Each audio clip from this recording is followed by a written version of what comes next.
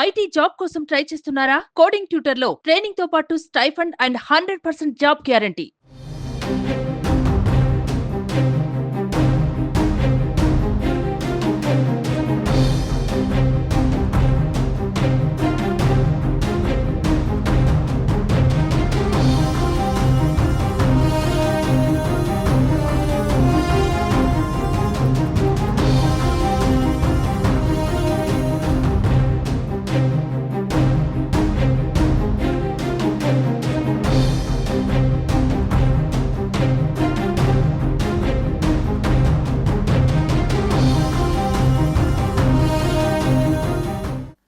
తెల్ల ration card ఉన్నవారికి తెలంగాణ ప్రభుత్వం గుడ్ న్యూస్ చెప్పింది. తెల్ల రేషన్ కార్డుదారులకు వచ్చే జనవరి నుంచి సన్నబియ్యం పంపిణీ చేయనున్నట్లుగా ప్రకటించింది.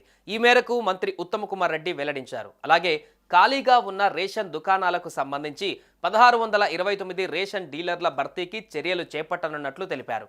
ఈ మేరకు అధికారులకు ఆదేశాలు జారీ చేశారు.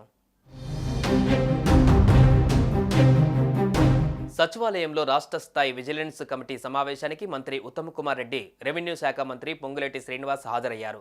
పౌర సరఫరాల శాఖకు సంబంధించిన కార్యకలాపాలపైన ఉన్నత స్థాయి సమీక్ష చేశారు. కాంగ్రెస్ ప్రభుత్వం ఎన్నికల వాగ్దానంలో ఈ పథకం అత్యంత కీలకమని ఉత్తమ్ చెప్పారు. నాణ్యమైన బియ్యం వినియోగదారులకు అందించడమే తమ ప్రాధాన్యమని అన్నారు. అవసరమైన చోట రాయితీ ధరలకు గోధుమలు కూడా సరఫరా చేయాలని అధికారులను మంత్రి ఆదేశించారు. పీడీఎస్ బియ్యం దారి మళ్లిస్తే కఠిన చర్యలు తీసుకుంటామని హెచ్చరించారు. రేషన్ డీలర్ల ఆదాయం పెంపునకు ప్రణాళికలు వేస్తున్నామని, వారి న్యాయమైన కోరికలు పరిష్కారం దిశగా అడుగులు వేస్తామని వివరించారు. జనవరి నుంచి చౌక ధరల దుకాణాలలో సన్నబియ్యాన్ని పంపిణీ చేస్తామని మంత్రి ఉత్తమ్ తెలిపారు. అలాగే సబ్సిడీకి గోధుమలను అందిస్తామని వివరించారు. రాష్ట్రంలో ఖాళీగా ఉన్న 1629 రేషన్ డీలర్ల భర్తీ చేపడుతున్నట్లు తెలిపారు.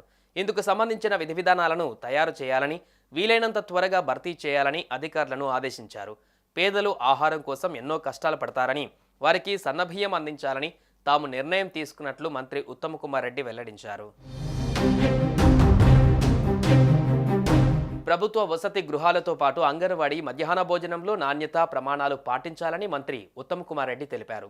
ప్రతిపక్షాలు ప్రజా పంపిణీ వ్యవస్థలో అక్రమాలు జరుగుతున్నాయని తీవ్ర ఆరోపణలు విసురుతున్న తరుణంలో పౌర సరఫరాల శాఖ మంత్రి ఉత్తమ్ కుమార్ రెడ్డి ఈ నిర్ణయాలు తీసుకోవడం గమనార్హం.